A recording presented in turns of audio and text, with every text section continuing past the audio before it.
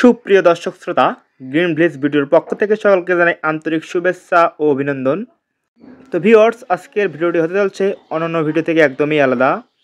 তো ভিউয়ার্স, আজকে আমি আপনাদের বলবো আসলে আপনারা কোন জমিতে বিচন আপনারা বপন করবেন এবং কোন জায়গায় বিচন বপন করলে আপনাদের বিচন গাছ সুস্থ সবলভাবে বেড়ে উঠবে এবং একটি বিচনও নষ্ট হবে না। তো ভিউয়ার্স, চলুন কথা না বাড়িয়ে মূল ভিডিওতে যাওয়া যাক। তো ভিউয়ার্স, সর্বপ্রথম আমরা যে জমিটি দেখতে পাচ্ছি আসলে এটা হচ্ছে নিচু জমি।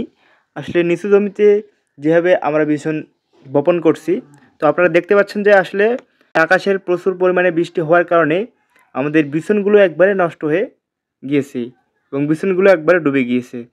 তো এই নিচু জায়গাতে আপনারা যদি বিচন বপন করেন তাহলে আপনাদের এরকম সমস্যা আপনারা সম্মুখীন হবেন। তো ভিউয়ার্স, অবশ্যই আপনারা উঁচু জমিতে বিচন বপন করার চেষ্টা করবেন। নিচু জমিতে বিচন বপন করলে আসলে আপনাদের এরকম সমস্যা আপনারা ভুগবেন।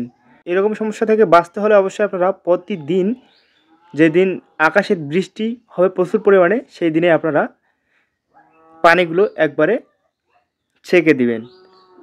ছেঁকে দিলে পরবর্তীতে আপনাদের বিচন যে গাছগুলো আছে সেই গাছগুলো আলো বাতাস পেয়ে তাড়াতাড়ি বেড়ে উঠবে। তো ভিউয়ার্স, অবশ্যই আপনারা এই কাজটি করবেন, নতুবা আপনাদের পড়তে হবে মহা বিপদে।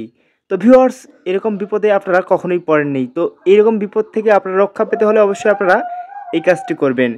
তো আমরা দেখতে পাচ্ছি যে আমাদের বিচন জমিতে আসলে আমাদের বিচনগুলো একবারে নষ্ট হয়ে গিয়েছে।